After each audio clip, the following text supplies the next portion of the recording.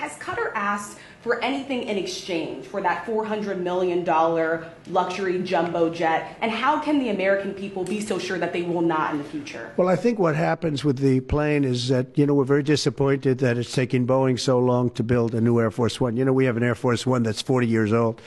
And if you take a look at that compared to the new plane of the equivalent, stature at the time, it's not even the same ballgame. If we can get a 747 as a contribution to our Defense Department to use during a couple of years while they're building the other ones, I think that was a very nice gesture. Now, I could be a stupid person and say, oh, no, we don't want a free plane. We give free things out. We'll take one, too.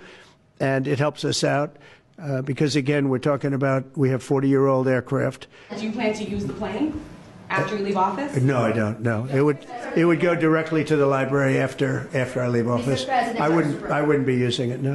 So that's President Trump there trying to explain why he's getting a $400 million plane free from Qatar and saying, it's not a personal thing. It's totally fine. I didn't do anything.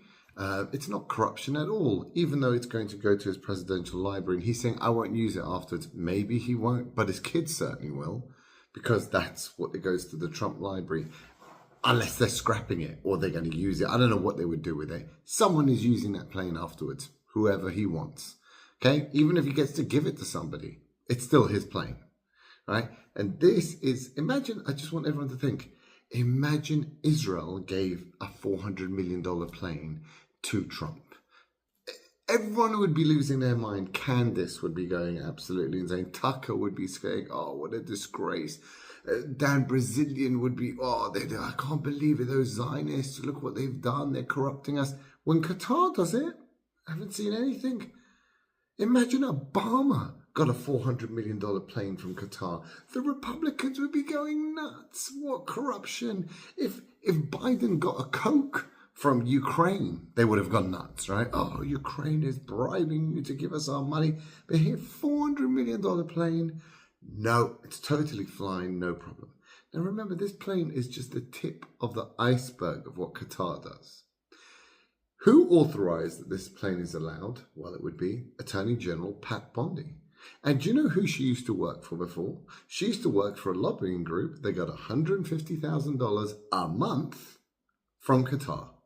She worked for a lobbying group that was essentially funded by Qatar. That was who she worked for. His current foreign policy envoy is Steve Witkoff. Steve Witkoff had a very losing Park Lane hotel in New York, way down from its $600 million purchase price. He was in real trouble, basically bankrupt.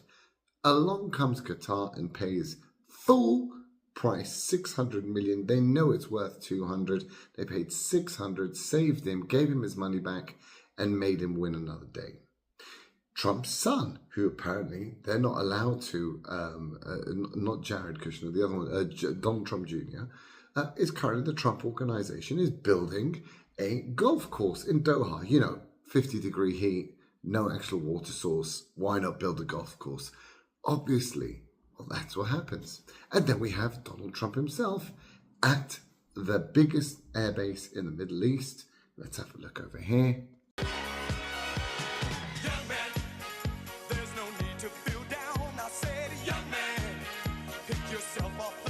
Yeah, and there he is dancing away at the biggest Middle East base. Now, how was that constructed? Well, Qatar only started basically becoming rich in 1997. That's when the first natural gas was being pumped out of Qatar. And in 2000, they competed with the Saudis and said, we'll pay and build you the biggest base in the Middle East. Only in 3 years, they realized they were so clever. This is a genius. They're genius, these Qataris. Right? They said, we will build the biggest, we will pay for it. We'll build the runways. We'll build the bunkers. We'll build the shelters. We'll do everything. And every year we're spending $1 billion a year for the upkeep. That is what they've been doing since 2000. They've been upkeeping it. They pay for it. They maintain it. And that is their security. No one can touch Qatar now. They have the biggest US Air Force base in the Middle East on their territory. Very happy. Untouchable. And they want to extend it, finishes now the lease, and they want to keep paying for it. They're like, please, We want to keep paying for this. And we'll buy planes and Air Force stuff that we don't need because, you know, no one's going to war with Qatar. And we'll do all that just to keep you happy. Qatar is just a genius in bribery. They've taken that money and they are literally, it's not America and then Qatar. It's Qatar telling America what to do.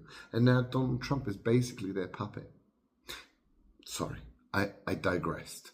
Qatar, what else have they done? There was one guy very vocal against Qatar. I think his name was Owens. I forgot his name. He was very, very vocal against him, and he was shouting against him, and he would go on media against him. And he actually sued the Qatari government, right? Sued them for lying and for corruption and everything. And he was about to win. Qatar flew him out to Doha and paid $150 million, and they've silenced him. This is, by the way, all from a great article in the Free Press. It's called The Free Press. A fantastic article by this, don't know, it just came out yesterday. You have to read it about Qatar. Okay, next one.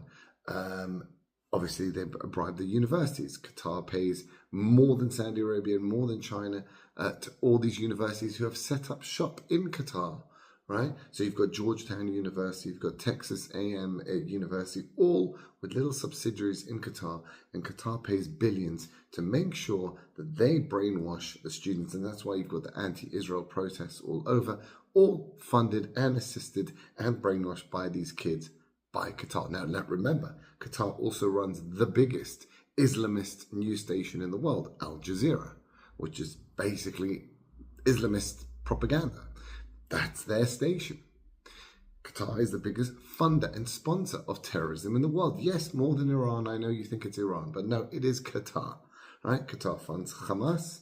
They fund Hezbollah. They are the biggest funders of all this. And ridiculously enough, Donald Trump is so bribed. He released the last living American hostage from Gaza this week, Eden Alexander. And immediately the next day he said, come fly over to Qatar to meet the emir. And he said, no. Why would I want to meet the guys who fund Hamas? The guys who Hamas currently, their main leaders, Diaf and all that, are in Qatar. They're billionaires. They live in Qatar. That's where they live, right?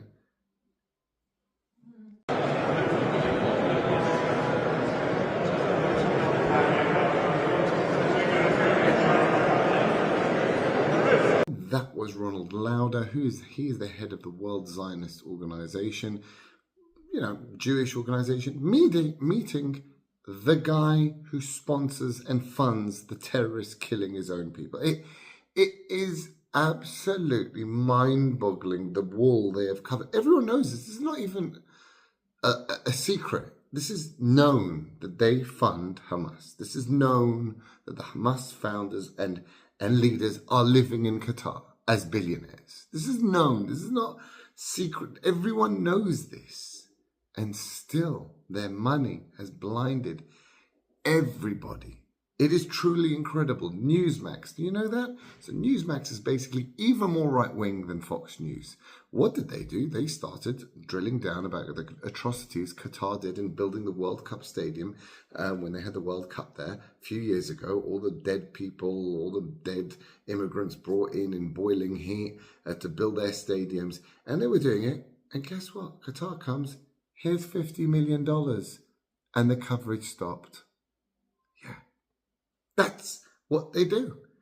There is no organization, there's no person moral enough that can, no one. If they offered me freaking $50 million, I'd also shut up. That is what they do. But everyone has to be aware of what they are.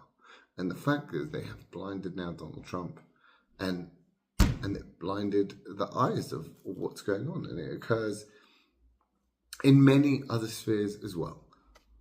And we're to discuss the final linchpin, which is Iran and Qatar. They are in cahoots. They always have been.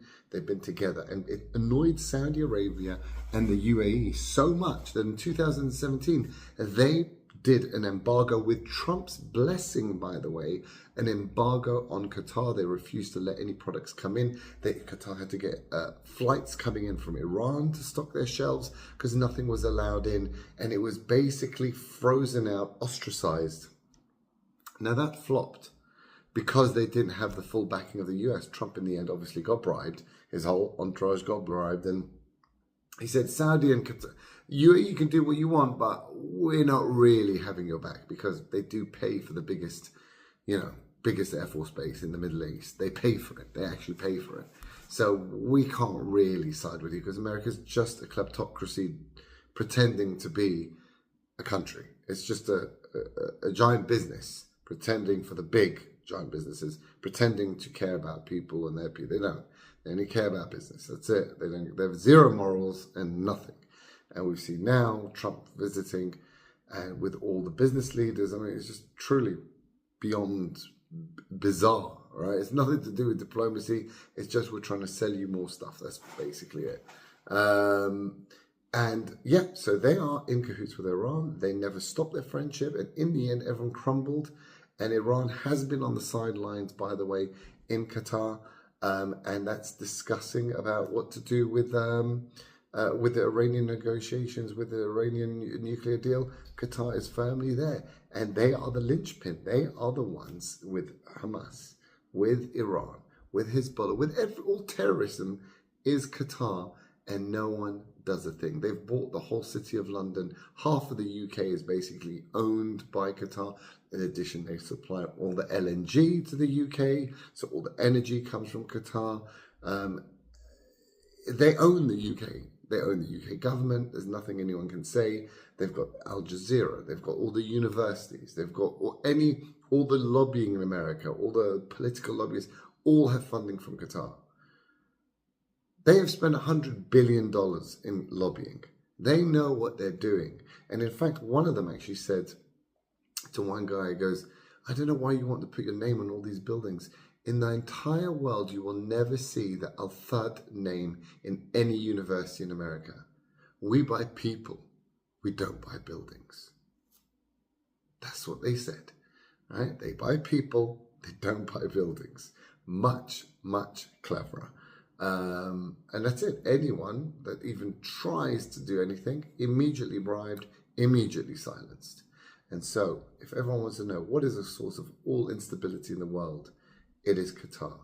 And who owns America? It is Qatar. They own all the levers of power. They own the media. They own the universities. They own the politicians. And that's it. And they own the businesses. They also, give them billions and billions in sales. They own it. And there's nothing we can do. And that's why we will have instability. We will have Islamism. Remember, they're also the main funders and supporters of the Muslim Brotherhood, which is the center of Islamism, is the Muslim Brotherhood. And yeah, that's, again, another one who they fund. And it's shocking that, Donald Trump has now been allowed to take a $400 million bribe by this state. Shocking.